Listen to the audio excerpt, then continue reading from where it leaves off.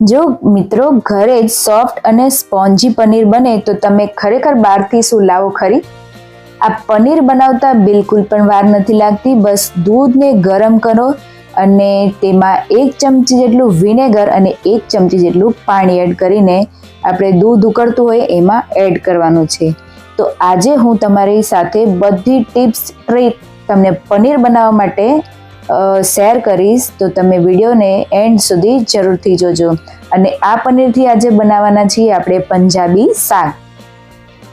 તો ખાસ કરીને પનીરને તમે જ્યારે ફાડો ને ત્યારે એને લીંબુ કરતાં જો તમે વિનેગરથી ફાડો ને તો મારા ખ્યાલથી એ રિઝલ્ટ બેસ્ટ રહેશે.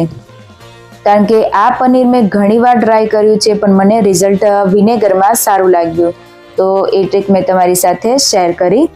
તો પનીરને જ્યારે દૂધ ફાટી જાય ને ત્યારે આપણે એને ગરણાના મદદથી ગાળીને પાણી નિતારીને આ ગરણામાં પનીર રહી ગયું છે. તો હવે પનીરને ચોરસ કરવા માટે આપણે આ રીતે જો હું તમને બતાવું છું આજે. જો આ પનીર આપણું રેડી થઈ ગયું અને એક પાણીથી ખાસ એને ધોઈ લેવું જેથી કરીને જે વિનેગરનું ખટાશ હોય ને એ નીકળી જાય. હવે આને ચોરસ એવો શેપ આપી દેવાનો છે જેથી કરીને બધા જ પીસ આપણા એકદમ ચોરસ નીકળે. તો બધી બાજુથી આ રીતે આપણે એને ચોરસની જેમ શેપ આપવાનો છે અને પછી જ આપણે પનીરને બાંધવાનું છે. અને આનું બહુ મોઇશ્ચર નથી કાઢવાનું, એકદમ નીતરી જાય ને ત્યાં સુધી આપણે જો એકદમ બધું પાણી કાઢી લઈએ ને તો એકદમ સૂકું પનીર બને છે. તો પનીરમાંથી આપણે પાણી પણ એકદમ છૂટું નથી પાડવાનું, બસ ચોરસ શેપ થઈ જાય ને બસ હલકું એવું દબાવીને પાણી કાઢી લેવાનું છે. અને આને ખાલી 5 મિનિટ જેવું જ આને રાખી દેવાનું છે. જો તમે વધારે રાખશો તો બી તમારું પનીર સુકાઈ જશે. એમાં થોડુંક મોઇશ્ચર હોય ને તો પનીર આપણું સોફ્ટ બને. બસ આમ ધારના મદદથી આપણે 5 મિનિટ એને થાળીને રાખી દેવાની છે. જો તમે ચોરસ પનીર તમે શેપ બતાવી દઉં છું, બસ આ રીતે ચોરસ થઈ જાય ને બસ એ રીતે આપણે શેપ આપવાનો છે.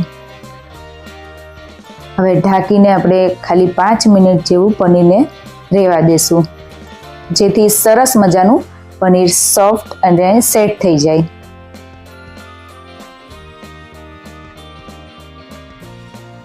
હવે આપણે શાકની તૈયારી કરીશું ત્યાં સુધી. તો અહીંયા 3-4 ટેબલ સ્પૂન જેટલું અહીંયા તેલ લીધું છે અને તેલમાં આપણે 7 લવિંગ, 2 એલચી અને સૂકા 2 લાલ મરચાં લીધા છે એડ કરશું. અને આ પંજાબી શાકમાં જો તમે થોડું ઝાઝું એવું તેલ નાખો ને તો શાક આપણું ખૂબ સારું અને ટેસ્ટી બને છે. તો થોડું જીરું એડ કરશું અને કાશ્મીરી મરચું એડ કરીને ઝીણા સમારેલા ટમેટાં એડ કરી દેવાના છે. અને સ્વાદ અનુસાર જેટલું મીઠું એડ કરશું અને ટમેટાને ચડવા દેવાના છે. થોડા એવા કાજુ એડ કરશું. જો તમે મગજતરીના બી એડ કરવા હોય તો મગજતરીના બી પણ એડ કરી શકો છો. મેં અહીંયા કાજુ એડ કર્યા છે. હવે આને 5 મિનિટ માટે બધું બરાબર મિક્સ થઈ જાય એટલે 5 મિનિટ માટે આને ચડવા દેવાનું છે. થોડા ઘણા ટમેટા ચડી જાય પછી જ આપણે પાણી એડ કરવાનું છે. તો અહીંયા અડધો ગ્લાસ જેટલું પાણી એડ કર્યું છે. હવે 5 મિનિટ પછી તમે પનીર પણ જોઈ શકો તો એ પણ સરસ મજાનું સેટ થઈ ગયું હોય છે. જો આ રીતે સોફ્ટ અને કેટલું સોફ્ટ છે એવું પણ હું તમને નજીકથી એને કટ કરીને બતાવીશ. તમે પણ ઘરે આ રીતે પનીરને ટ્રાય કરજો. બહારનું ભેળસેળવાળું કે નકલી પનીર લાવવા કરતાં જો તમે ઘરે આ રીતે પનીર બનાવો તો વધારે સારું રહે આપણા સેહત માટે. પનીરને અહીંયા કટ કરતાં જ તમને અંદાજો આવી ગયો હશે કે કેટલું સોફ્ટ પનીર બનીને રેડી થયું છે. તમે જ્યારે પણ પનીર બનાવો ને તો વિનેગરનો ખાસ યુઝ કરજો. જો તમે જોઈ શકો છો કેટલું સ્પોન્જી અને સોફ્ટ પનીર રેડી થયું છે.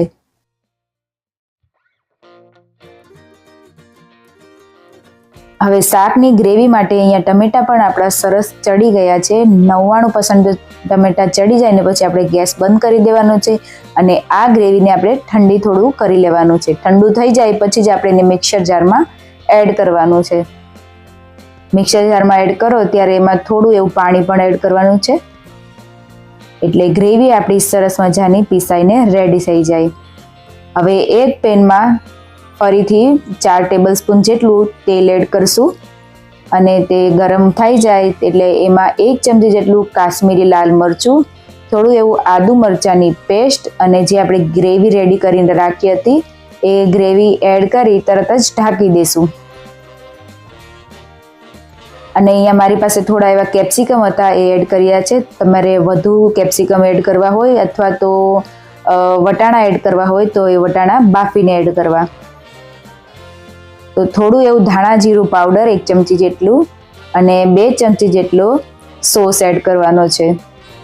આની પહેલાં પણ મેં તમારી સાથે પંજાબી ગ્રેવી મસાલો, વેજ કોલ્હાપુરી એ પણ પંજાબી રેસીપી શેર કરી છે. જો તમે ચેનલમાં જઈને એ જોઈ શકો છો અને ચેનલ સબસ્ક્રાઈબ ના કરી હોય તો સબસ્ક્રાઈબ જરૂરથી કરી દેજો. તો 1 ચમચી જેટલો પંજાબી ગ્રેવી મસાલો એડ કરશું લાસ્ટમાં અને 1 ચમચી જેટલું ભરીને આપણે મલાઈ એડ કરશું અને થોડું એવું કસૂરી મેથી આ લાસ્ટમાં એડ કરવાનું છે. બસ હવે જસ્ટ મેં ગેસને બંધ જ કરું છું કારણ કે શાક આપણું બનીને રેડી થઈ ગયું છે. હવે આપણે પનીર સોફ્ટ બનાવીને રેડી રાખ્યું હતું એ પણ એડ કરી દઈશું. તો રેડી થઈ ગયું છે આપણું પંજાબી શાક. તમે આ રેસીપી કઈ સિટીમાંથી જુઓ છો એ મને કમેન્ટ કરજો અને લાસ્ટમાં આપણે ધાણા એડ કરી દઈશું. ફરી મળીશું એક નવી રેસીપી સાથે. ત્યાં સુધી હેપી રહો, હેલ્ધી રહો.